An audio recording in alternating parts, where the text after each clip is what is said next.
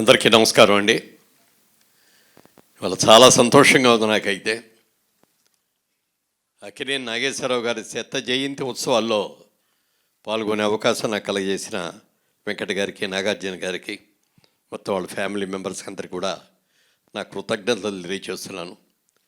నేను చిన్నప్పుడు చదువుకునేప్పటి నుంచి కూడా నేను నాగేశ్వరరావు గారి అభిమానిని. నాగేశ్వరరావు గారి సినిమా, అందులో సావిత్రి గారు కూడా ఉన్నారు సినిమా అంటే మొదటి రోజు మొదటి ఆడు చూడటమే కాకుండా మా ఏలూరులో ఆ సినిమా ఎన్ని రోజులు ఆడితే అన్ని రోజులు 4-5 సార్లు నాకు కనీసం వెళ్ళి చూసి ఇచ్చేవాడు. అంతటి అభిమాని. అలాంటి అభిమానితో ఎప్పుడైనా ఒకసారి ఆటోగ్రాఫ్ తీయించుకోగలుగుతామా అనుకున్న నాకు ఆయన పక్కన నటించే అవకాశం రావడం, ఒక సినిమా కాదు చాలా సినిమాల్లో కలిసి నటించే అవకాశం రావడం నా చాలా అదృష్టం అనుకుంటాను. మరి కమిట్మెంట్ చెప్పాలంటే ఒకే ఒక సందర్భం. మేము రాజేశ్వరి కళ్యాణం అని ఒక సినిమా చేసాం. ఆ సినిమాకి చాలా నంది అవార్డులు కూడా వచ్చినాయి. నాగేశ్వరరావు గారును వాణిశ్రీ గారు దాంట్లో మెయిన్ రోల్స్. క్రాంతి కుమార్ గారు డైరెక్ట్ చేశారు. క్రాంతి కుమార్ గారు అన్నారు, పాట మనం దేవిపట్నం అని గోదావరి ఒడ్డున అక్కడ షూటింగ్ చేస్తాం, అక్కడ సెట్ అది వేసాం. మురళీమోహన్ రేపు నుంచే సాంగ్ తీయాలి, చాలా మంచి సాంగ్ అది, ఎందరో మహానుభావులు అందరికీ వందనాలని త్యాగరాజు గుర్తి అది.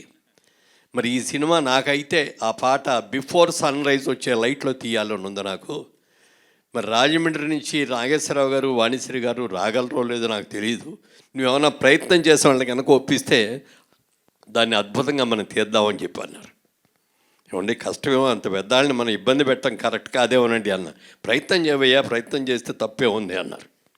ముందు నాగేశ్వరరావు గారి దగ్గరికి వెళ్ళి ఇట్లా అన్నారండి క్రాంతి కుమార్ గారు డైరెక్టర్ గారు అంటే, ఏం చేద్దాం బాగానే ఉంటుంది కదా చేద్దాం, కానీ ముందే వాణిశ్రీని అడుగు అన్నారు.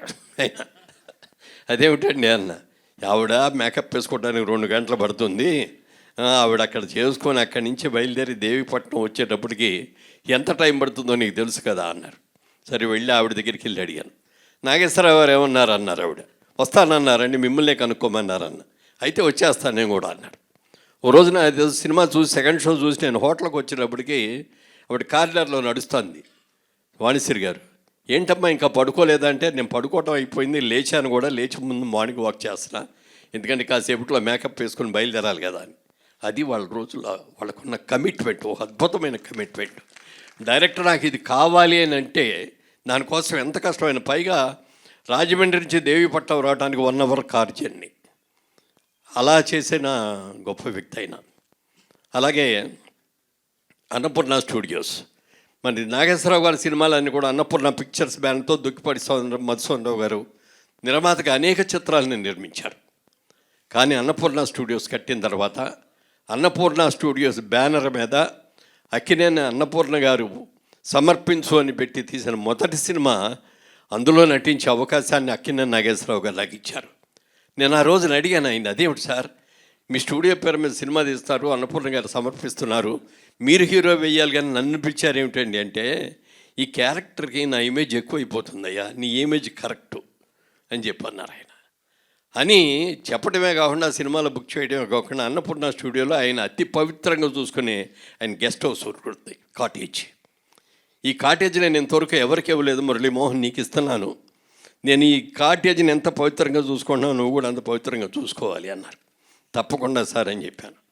అలా ఆయనతో ఎన్నో కబుర్లు చెప్పేవారు. ఇండస్ట్రీకి వాళ్ళు వచ్చిన రోజుల్లో ఎన్ని కష్టాలు పడ్డారు, ఎన్ని సమస్యలు ఎదుర్కొన్నారు, మేము ఇన్ని సమస్యలు ఎదుర్కొని మీకు వచ్చేటప్పటికి మేము అంతా కాంక్రీట్ రోడ్లగా వేసాం, మేము మీరు హాయిగా దాని మీద కారులో వెళ్ళిపోతున్నారు అని చెప్తూ ఉండేవారు.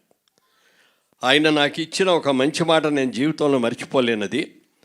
అది మా సినిమా ఇండస్ట్రీలో శ్రీరామచంద్రుడు ఎవరన్నా ఉన్నారంటే మురళీమోహన్ అని చెప్పి రవీంద్ర భారతిలో చెప్పడమే కాకుండా అమెరికాలో కూడా అనేక వేదికల మీద ఆయన చెప్పారు. ఆయన నాకైతే అది ఆస్కార్ అవార్డు కంటే కూడా చాలా ఎక్కువగా ఫీల్ అవుతాను. అంత అద్భుతంగా నాకు ఇచ్చారు అంటే, ఎందుకంటే అది నా సన్మాన సభ కాదు, నా గురించి మాట్లాడాల్సిన అవసరం కూడా లేదు. అయినప్పటికీ కూడా ఆయన నా మీద ఉన్న అభిమానంతో చేసినందుకు వారికి మనస్ఫూర్తిగా వారి ఆత్మ ఎక్కడున్నప్పటికీ కూడా, మరి వారి ఆత్మ, ఎందుకంటే ఆయన ఎక్కడే వెళ్ళరు, ఇక్కడే ఉంటారు, హైదరాబాద్లో ఉంటారు. ముఖ్యంగా హైదరాబాద్కి ఫిల్మ్ ఇండస్ట్రీస్ని తీసుకొచ్చిన ఘనత ఎవరికి దక్కిందంటే అక్కినేని నాగేశ్వరరావు గారి.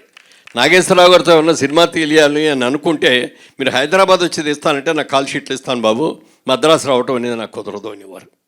అలా ఇక్కడ ఇండస్ట్రీని డెవలప్ చేసిన మహానుభావులు, వారికి ఆత్మశాంతి కలగాలని మనస్ఫూర్తిగా కోరుకుంటూ నాగేశ్వరరావు గారితో తీసాం. అలాగే నాగార్జున గారితో కూడా 3 సినిమాలు తీసే అదృష్టం మాకు కలిగింది.